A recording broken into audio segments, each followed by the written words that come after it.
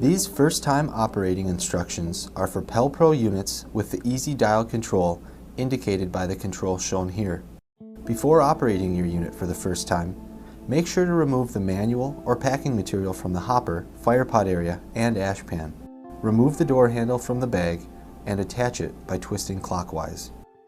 Now set the dial control to the off position. Load the pellets into the hopper and close the lid.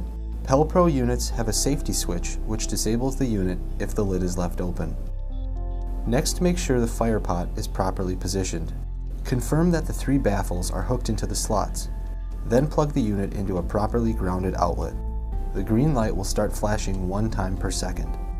Next, prime the feed tube by quickly turning the dial control from off to max, then back to off to max. The blinking green light will turn a solid green. You will only need to prime the unit for the first time the unit is lit or after the hopper has completely run out of pellets. For this first time operation, leave the unit burning on max for 30 minutes after the fire is lit to allow the paint to cure. It is normal for some odors or vapors to be released during this curing process, so you may wish to open a window for air circulation. After 30 minutes, turn the dial control to off and allow the unit to cool completely. Once the unit has cooled, open the door and clean the firepot according to the instructions on the inside of the hopper lid. These instructions can also be found on PelProstoves.com.